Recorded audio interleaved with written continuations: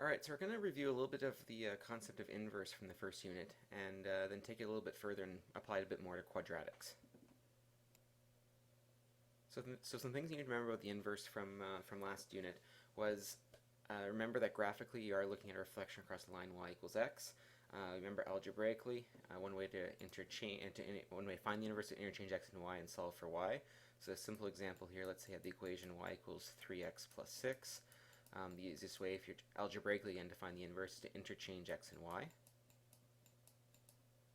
Okay, which would give you an equation like x equals 3y plus 6. And then you would then make the effort and rearrange the equation and solve for y. So you'd wind up with x minus 6 divided by 3 as the inverse. And graphically you could look at that and see as a reflection across the line y equals x. And also it means since with the inverse, you're simply interchanging the x and y values of the function. The domain of the function will equal the range of the inverse, and vice versa. I mean, the range of the inverse will be the domain of the inverse will be the range of the function, and so on and so forth. So, as a bit of warm up here, I want you guys to try and find the inverse of the quadratic y equals x squared minus 8x plus 3. So your first thought might be, okay, algebraically, we're just going to interchange x and y, and then you're going to wind up with x equals y squared minus 8y plus 3. Then you might start thinking, okay, well, how am I going to now isolate for y? And of course, then you'd be in some trouble because you're going to have a serious problem here if you try to isolate this equation for y, because it won't work. So we have a bit of an issue here. The methods that we used when we first learned inverse to find the inverse aren't going to work. Okay, and also remember that one of the ways you looked at finding the inverse algebraically using input-output diagram. So, and again, going back to our example from the first page, which is y equals 3x, I think it was minus 6, doesn't really matter. You do the input-output diagram by taking x and saying, okay, the first thing that happens to x to build this equation is we multiply it by 3, and then we subtract 6, and that gave us y. So, that's a very bad y. So for our inverse, what we would then do is we would take x, add 6 instead of subtracting 6, so you're doing the reverse operation in reverse order as well, and then divide by 3, and that gave us our inverse, which would give you x equals x plus 6 all over 3. Okay, and one of the things about that approach is, again, it only worked if there's only a single x in the equation. We have more than one x in the equation. We have an x squared term and an x term. We can't simplify them. So we want to ask yourself here, well, how can we get a single x? We can use input-output approach, or it's to simply rearrange the equation and solve for y once we interchange x and y. And hopefully you recognize that of all the forms of a quadratic that you've seen before, there actually is one form that only has one x in it, and that was vertex form. So if we can somehow get this original equation into vertex form, then we should be able to do whatever we need. We should be able to put ourselves in a situation where we can actually take the inverse. So I want you to think about how you can get this into vertex form. There's lots of methods you saw last year. You saw completing the square, you saw partial factoring, you saw another way of getting the axis symmetry in the vertex as well. So take a minute here, try and get this into vertex form, then we'll take it from there. Okay, so I use a method of completing the square to put into vertex form. So for a quick recap of it, so what I did is I started with my x squared minus 8x over here. And again, I'm not sure how well you remember this method from grade 10, but we'll go over it now. So I set up an array here. So I have x squared and I have minus 8x. So I want to create a perfect square out of this minus 8x. So I distribute that minus 8x evenly over these two corners of the array, so minus 4x and minus 4x, which tells me on the outside of the array I'm going to have x minus 4 times x minus 4 as my perfect square. So that tells me I need to put it in a plus 16 into the equation in order to be able to create my perfect square. So I add the 16 in here, but since I'm not allowed to just add 16 to an equation just out of nowhere, I have to be able to balance that out by subtracting 16 as well. So from that point, what I can then do is I know this x squared minus 8x plus 16 is exactly what's in this array over here, so I know it factors into x minus 4 times x minus 4, or x minus 4 all squared. Then simplify the rest here to get minus 13. So in vertex form, I have y equals x minus 4 bracket all squared minus 13. There are, of course, other methods to get from standard to vertex form, one of them being partial factoring. So you may remember back in grade 10, if you were to partial factor this equation, you'd wind up with x times x minus 8 plus 3. Remember what that would tell you is you'd have two symmetric points. You'd have points at 0, 3 and 8, 3. And while these points aren't the zeros, the x values, since they have the same y value, you can use these x values to find the axis symmetry. So axis symmetry would be halfway between 0 and 8, which of course is at 4. Then you could get the vertex by substituting x equals 4 back in the original equation, solving for y. And then you'd wind up with a vertex at 4, negative 13, and get the exact same place as I got over here by completing the square. The other method that you might have seen before, and it's a little bit of a shortcut, comes from the quadratic formula from partial factoring. The axis symmetry from standard form is always equal to x equals negative b over 2a. So in this case, b is negative 8, so we'd have negative 8 all over 2 times 1, which again, just like all the other ones, should give us x equals 4. And just like the other method over here, sub x equals 4 into the equation, get the vertex, and then wind up with the vertex form. So however you get to vertex form, it doesn't matter to me, as long as you get to vertex form, because now at in this point right here, we can actually find the find the inverse. So if we all use an input-output approach, what you would then do is start building the equation. You start with x. So the first thing that happens to x is you subtract 4. Then the whole thing gets squared. And then you subtract 13, and that's going to give us y. So in reverse, or for the inverse, we're going to take x, we're going to add 13, then we're going to take the square root. So remember to have your plus or minus, you take the square root, and then we're going to add 4, and that's going to give us our inverse. So putting that into an equation, we wind up with y equals x plus 13 plus or minus the square root of that, and then plus 4. So that would be the equation of our inverse. Okay, if you don't like input-output diagram, I know a lot of people love it, a lot of people don't love it.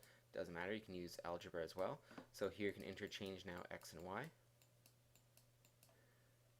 So you'd wind up with x equals y minus 4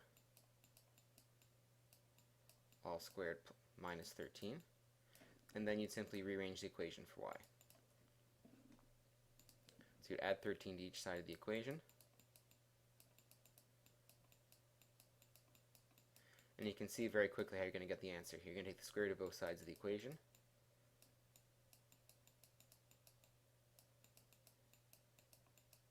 Then subtract 4 from each side. Well, you wind up in the same place. So again, whichever method you prefer, they all work. Except the important thing is, for any time you want to find the inverse of a quadratic, you need to make sure that you're in vertex form. Okay, so if you want to, here's the, just for the sake of looking at here we see the graph of the original function, the graph of the inverse, and it just reinforces the idea that the inverse is a reflection across the line y equals x. See the line y equals x right here, and you see how this is just going to be reflected across, so it looks like a sideways parabola right now. Now, one thing that you might notice about parabolas, if you look at the original function, well, it is absolutely a function, right? It passes the vertical line test. Each x value only produces one unique y value. However, the inverse, you can see as a sideways parabola here, it is not a function, right? There's multiple, infinitely many points on here where a given x value produces two different y values. So the question is there a way you can restrict the domain of the original quadratic to ensure the inverse is also going to be a function? So mainly what I'm saying is, what could we do to restrict the size of this original parabola so that the inverse is also a function? Okay, so take a minute to think about that. And hopefully you come to the idea that, well, okay, if we only had half of the original parabola, we'd only have half of the inverse as well, right? And it's that second half of the parabola, if you can picture this parabola be broken down into halves, that makes the fact that the inverse is not a function. So our axis symmetry here is at x equals 4.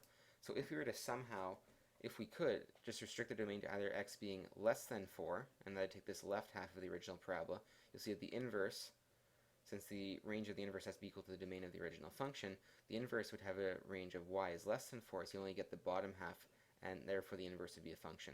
Similarly, if you were to do the opposite and take the x is greater than 4 portion of the domain of the original, you'd see you wind up with y is greater than 4 for the range of the inverse, and again you'd only wind up with half the parabola, but again the inverse would be a function. So if you're ever looking to restrict the domain of a quadratic to ensure the inverse is going to be a function, restrict it at the axis symmetry. So either take any value to the left of the axis symmetry or any value to the right of the axis symmetry, and that will ensure the inverse is also a function as well. Okay, So we're going to talk a little bit more about that later, but for now I want you to find the inverse of this function as well. So I want you to try this one completely on your own. We did ones like this back in Unit 1, so hopefully this is a little bit of a review for you, but find the inverse. When you're finished, we'll talk about the answer and some of the interesting things that come up as a result of it. Okay, so take a second here and check your answer. So I did algebraically, I interchanged x and y, and then went through the algebra to rearrange for y. So I subtracted 9 from both sides of the equation first, divided by -3. Got rid of that square root sign on the right side by squaring both sides of the equation, then adding 7. So for my inverse, I wind up with x minus 9 over -3 all squared plus 7. And take a second and look at the original equation and look at the inverse and take a look, see if everything's okay. I mean, algebraically, this is what we have for the answer. There's nothing wrong with the algebra we've done, but I want you to take a second here and look at the graphs of each one. So, or just think about the graphs right now. I'll show you the graphs later, but again, the original function here is a square root function, and you know from Unit 1 what that looks like. Okay, it's a transformed version of it, but you can see it's going to have a certain domain and range. The inverse, if you look at the equation, it's actually the equation of a quadratic, and you know that any quadratic has a domain of x and element of the real numbers. Okay, so if the domain is x and element of the real numbers, on the inverse, that should mean the range of the original function would be y is an element of the real numbers. But you know from a square root function it's actually not the case. To confirm that, let's take a look at the graphs here. So here I have the graph of the original. Okay, so you should expect by looking at the inverse, which is the reflection across the line y equals x, that you wind up with just another half parallel. This one would be opening up instead of opening sideways. But if you look at the inverse, again, you get a full quadratic. So there's clearly something wrong here. Okay, so what we need to be careful of is, again, looking at the original function, we know by, well, a couple ways, by looking at the graph or by using transformation from the parent function here, that the range of the original function is that y is less than or equal to 9. Okay, so if we know that the range of the original function should be y is less than or equal to 9, that means for our inverse, the domain should be that x is less than or equal to 9. Okay, so when I add that restriction now on the inverse, now I can see that, again, now the inverse looks like it's a reflection across the line y equals x of the original. Okay, so what you need to be careful of now when you're doing a problem like this is, again, look at the shape of the original, look at the shape of the inverse just based on what you know about the functions. If there's any adjustments that need to be made, make sure you do so. So to be clear here, to get full marks in a question like this when you're asked for the inverse, remember that on the original, the range is that y is less than or equal to 9, so you have to add a domain restriction here saying that x is less than or equal to 9. Okay. So now, going back to the idea of restricting the domain of the original so that the inverse is also a function, I want you to think about looking over what we've done earlier on in this lesson. We have the function 4x squared plus 16x minus 7. I want to make sure that the inverse is also a function. Right now, it's not going to be, I can tell you, because the original function is a parabola, which means the inverse is going to be a sideways parabola. But you work through it and let me know what restriction you have to place in the domain so the inverse is also a function. Try it on your own and push play in order to go through it together.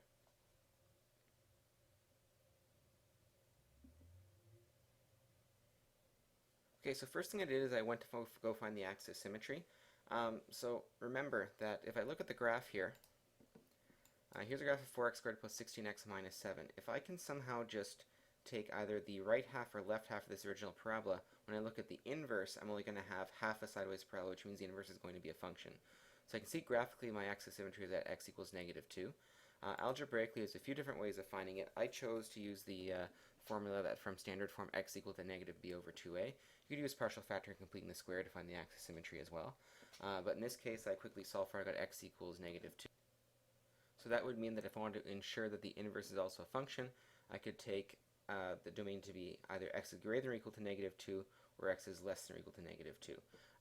In theory, though, that equal sign is necessary. I could have x is strictly greater than -2 or x is strictly less than -2, and I'd achieve the same result. Either way, the inverse would also be a function. Okay, so I'd like you to try this next one on your own. So I'd like you to find the domain and range of the inverse of 3x squared minus 7x plus 9. Think about what you would need to do in order to be able to accomplish that. So give that a try, and we'll solve it together in part 2 once you're finished. Okay, we'll see you over there.